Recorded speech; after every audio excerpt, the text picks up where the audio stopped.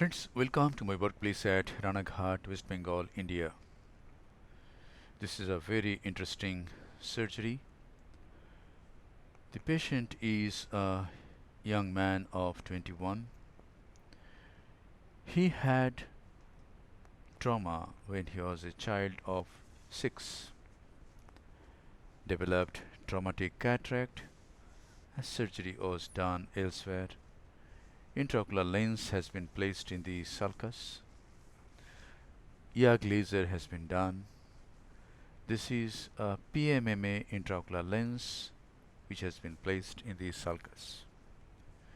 And now he has developed myopia.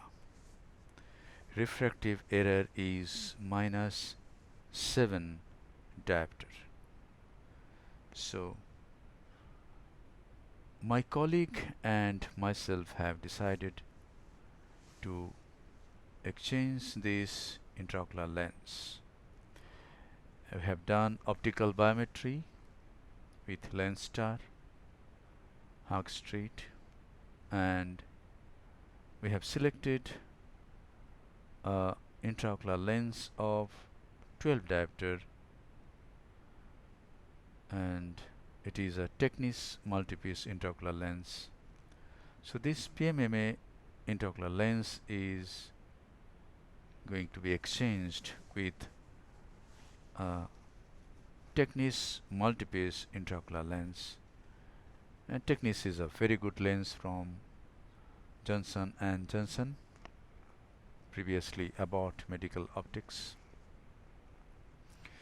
By this time I have made some stab incisions to place iris hooks, and now conjunctival peritomy has been done, and I can see very thick tenons capsule. Without excising these tenons I cannot expose the sclera. In this case my plan is to remove the intraocular lens in toto without cutting the lens. Since this is a PMMA intraocular lens, it is difficult to cut. So my plan is to make a sclerocorneal tunnel of about 6.5 millimeter, remove this 6 millimeter intraocular lens, and place a 6 millimeter optic Technis multi-piece intraocular lens. Sclera has been exposed and bipolar wet field cautery is being done very gently, very mildly. And now this is the incision. A groove is being made with a 15 number per curve blade, and depth of the wound is made equal all around from one end to the other end with the help of this crescent blade, and then I start making the tunnel. I usually start at the center, and from center I sweep backwards and to the left, and thus I make the tunnel on the left side. And now from center I sweep to the right and backward, and thus I complete the tunnel from one end to the other end. And now I take a keratome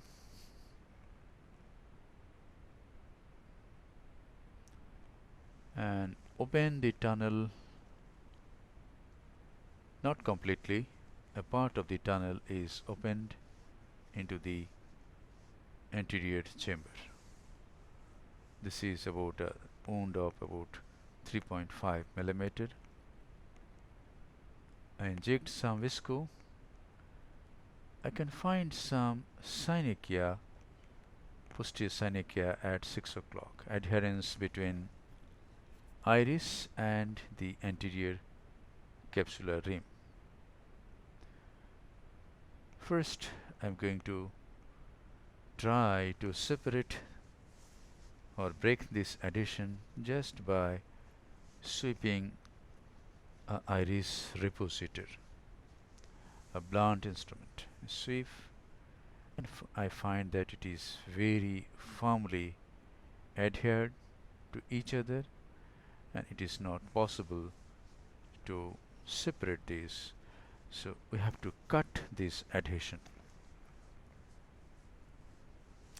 So I ask for a Vanna scissor,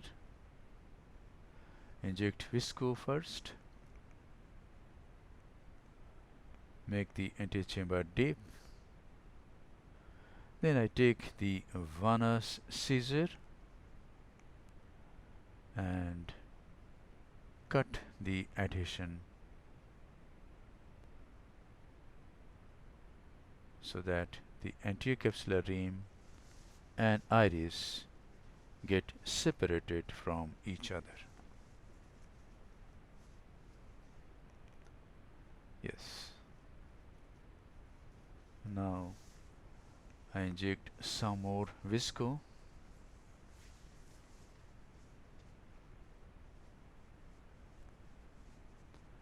And again I ask for the iris repositor and I check if it is free or not. Yes, the adhesion is no more. Some more visco, and now I open the tunnel completely. Before that, I'm going to make 2 stab incisions. This is at 8 o'clock and this one is at 2:30 o'clock.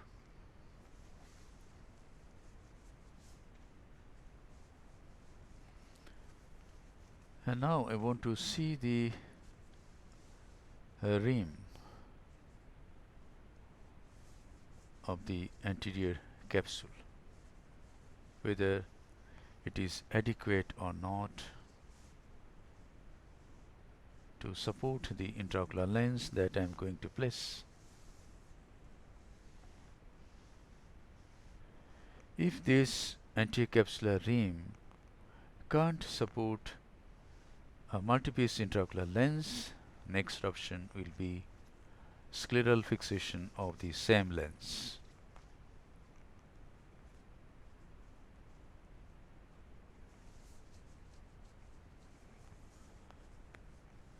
To place the iris hooks, the silicone guard is retracted, iris margin is hooked, and then the silicone guard is advanced to keep the iris retracted. And I find that the rim is quite adequate.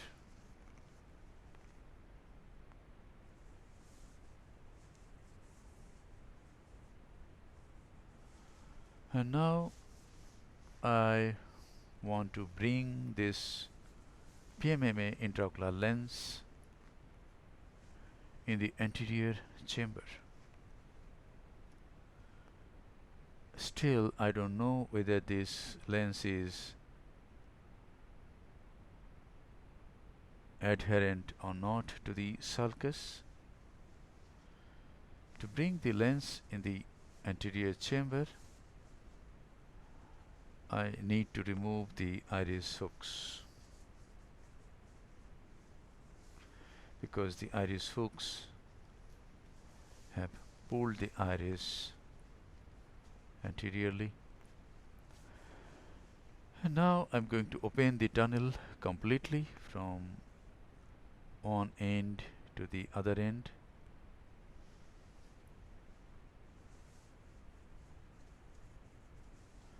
Inject visco.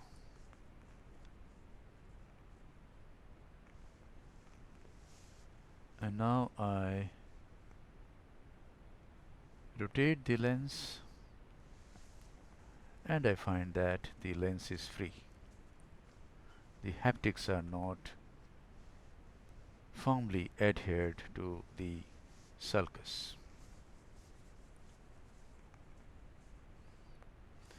Now to bring the lens in the anterior chamber, the iris hooks are to be removed.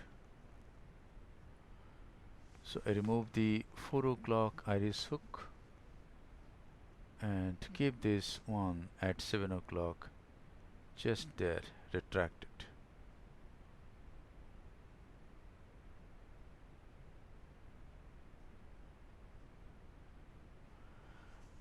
I will apply these hooks again to check how to place the lens. Some more visco, and now I use a Sinskey hook. This Sinskey hook is a multi-purpose instrument. We do a lot of things with this simple instrument. Here the lens is being brought in the anterior chamber and then it is removed.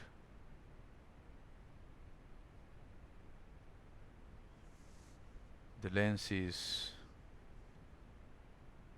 clear and the lens is at the same condition as it was about 14 years back.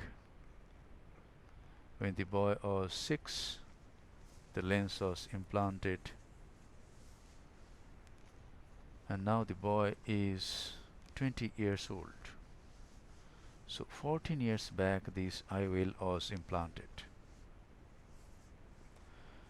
Now I'm going to place the hooks again and examine the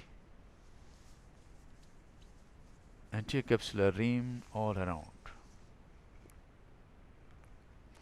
To place the iris hook, silicone guard is retracted, the hook is introduced, it hooks the iris margin, and the silicone guard is advanced as the hook retracts the iris.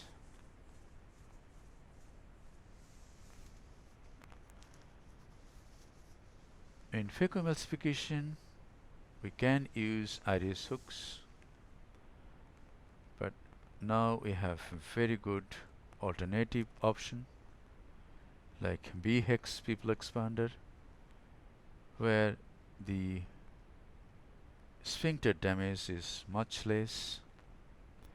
The iris remains at its original position, and now I am examining the anterocapsular rim with this instrument. This is also a very useful instrument, Y-shaped instrument. It can retract the iris temporarily and we can see the anterocapsular rim very clearly.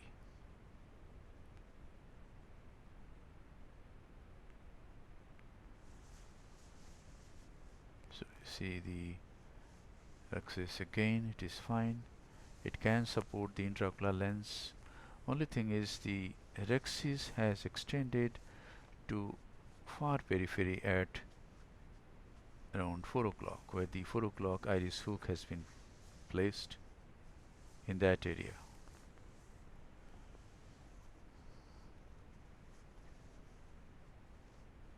And now before implanting the intraocular lens, I am going to do anterior vitrectomy through limbus.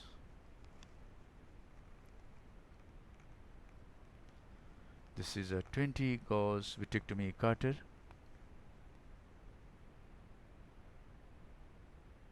and I am going to remove as much vitreous strands as possible through this limbal route. In this case, I didn't use triamcinolone acetate to detect the vitreous strands, because in many patients triamcinolone acetate may cause a raised intraocular pressure. So just nice anterior vitrectomy without using triamcinolone acetate has been done, and now intraocular lens is to be implanted. I'm using a bit of viscoelastic substance, that is 2% HPMC, for implanting the intraocular lens, but some of this visco will go into the anterior vitreous. We have to remove that after implanting the intraocular lens with the vitrectomy cutter. Right now some visco has been injected in the AC.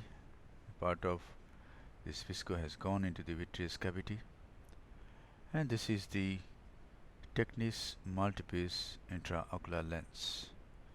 Since the size of the wound is 6.5 millimeter, this lens will go straight. We don't have to fold this lens for implanting into the anterior, implanting in the sulcus. Here it goes. You have to be very careful to, and now I'm going through the side port and supporting the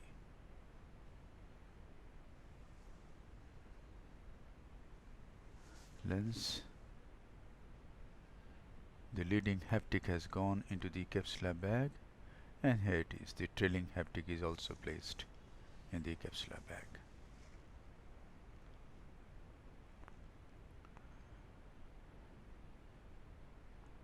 And now I'm going to remove the iris hooks. To remove the iris hooks, first retract the silicone guard, unhook the pupillary margin, and then remove the hook. After removing only one hook, I am using the vitrectomy cutter to remove the viscoelastic substance from anterior vitreous. I go behind the IOL and use the, see, lot of visco is there, and it is coming to the port of the cutter, aspirating port of the vitrectomy cutter. Friends, whenever we use visco to implant the lens after anterior vitrectomy, lot of visco goes into the anterior part of the vitreous cavity, and we must remove the visco from behind the lens in this way. Otherwise, there can be raised intraocular pressure in the postoperative period. So after removing the visco from behind, the visco from the anterior part is also removed. Now before coming out, I inject air, because the anterior chamber will be almost flat if I don't inject air immediately. There will be a lot of leakage of fluid from the ports, from the side ports. This air will keep the anterior chamber formed. And here I am injecting a little bit of visco for removal of this hook, so that the hook doesn't touch the cornea. And here it is. Retract the silicone guard, unhook the pupillary margin, and remove the iris hook in this way.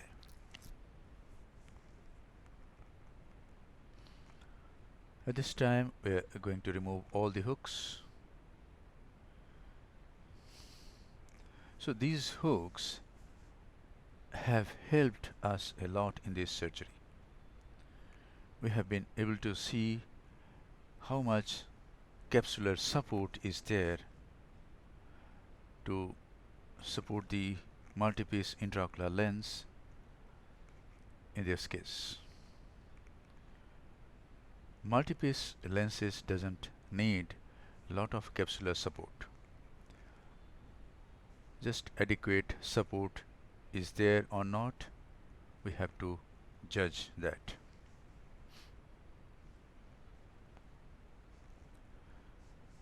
And now the superior rectus brittle suture is removed, and now is the time to close the wound, the main wound, the 6.5 millimeter sclerocorneal tunnel.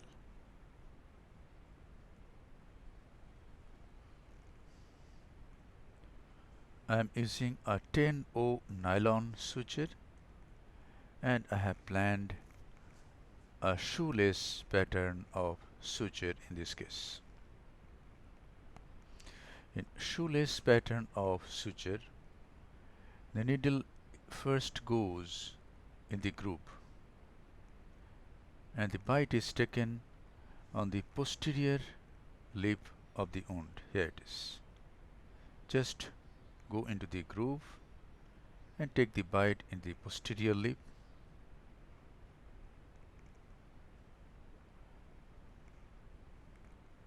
and then take bites at certain gaps, about 2 millimeter gap. The bites are taken, go to the opposite side, come back, and the last bite is the anterior lip of the wound, from outside of the anterior lip of the wound into the groove, and then come out from the groove. And now what will happen is we will be able to place the knot in the groove, and the knot will not be exposed. If the knot is exposed, it causes a lot of irritation to the patient. Now I am removing the visco that I used just before removing the hooks.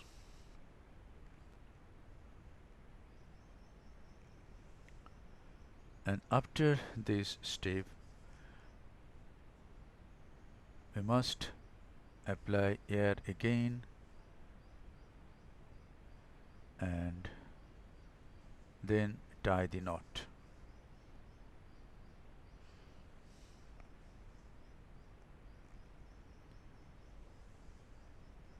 This is air bubble being injected into the anterior chamber,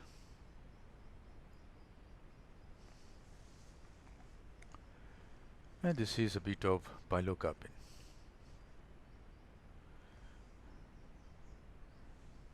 With the help of pilocarpine, we can make out whether any vitreous strand is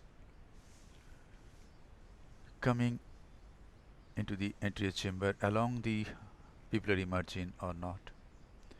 If it comes, the pupil becomes picked. If it doesn't come, the pupil is round. And now see the knot. 2 loops,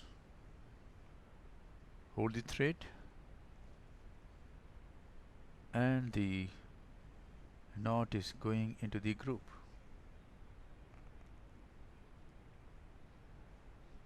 One more loop,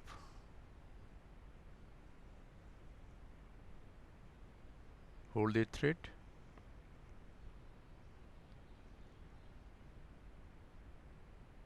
the This is second throw, 2 on, first is 2 loops, then on, and this is the last throw.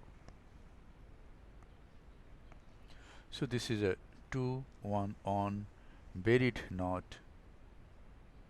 in the groove,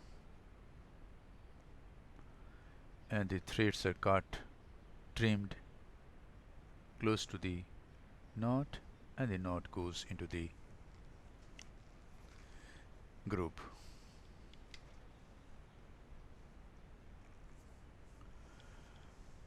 And now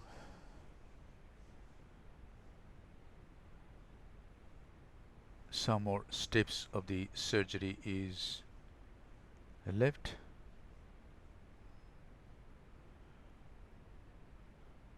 Let me not edit these steps and show you the whole surgery.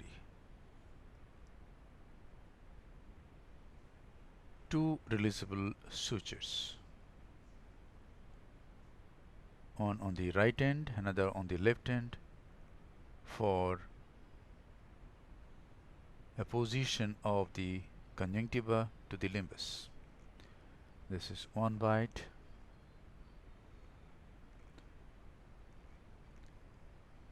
this is the other bite,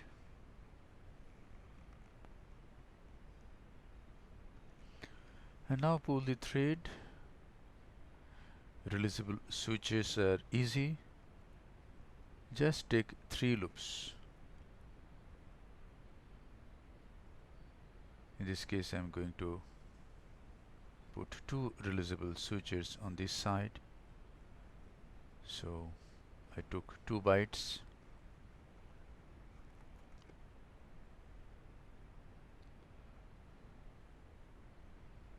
And now going to remove the air.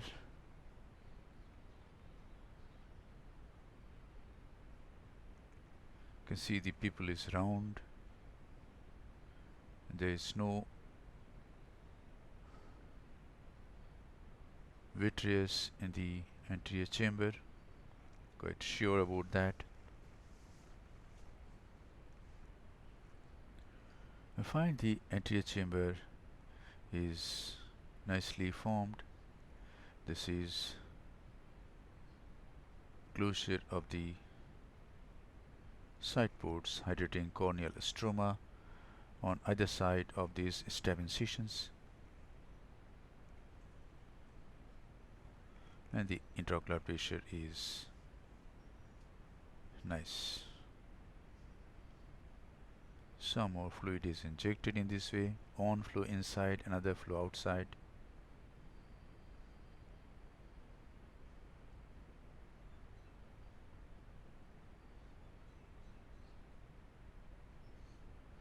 And it is done.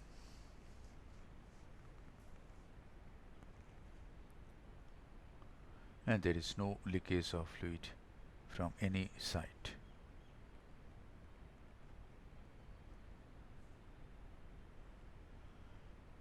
And now the releasable sutures.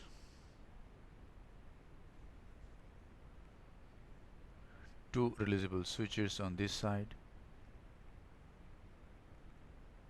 Pull the thread.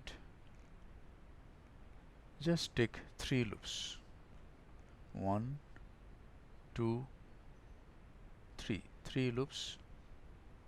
Hold the thread and pull. Releasable suture is done. And cut the thread with the needle. Cut the thread with the needle near the knot. Let the other thread be longer. Just pull the longer thread and the suture will come off.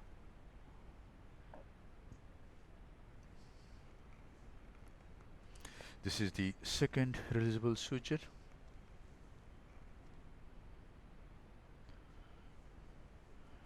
After putting these 2 sutures, I find there is some gap. So if we put one more releasable suture on the other end, the apposition of conjunctiva will be nicer. So here it goes. On mode, releasable knot on this side. Again 3 loops. Hold the thread and pull.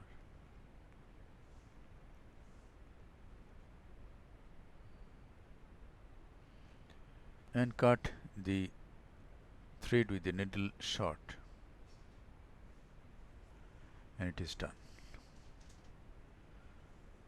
So this has been a long surgery, but if you watch this surgery carefully, you will learn many tips and your patients will be benefited. The ultimate aim of spending my time is to benefit the mankind through your competent hands. These post-op pictures are 1 week after surgery. Cornea is clear, antitumor is quiet, intraocular pressure is 14 millimeter of mercury, unaided vision is 6/12, and the patient is very happy. Thank you very much for your attention. Hope this video will help you in developing your surgical skills. Be a great surgeon and serve your patients with love, respect, empathy, and great surgical competence.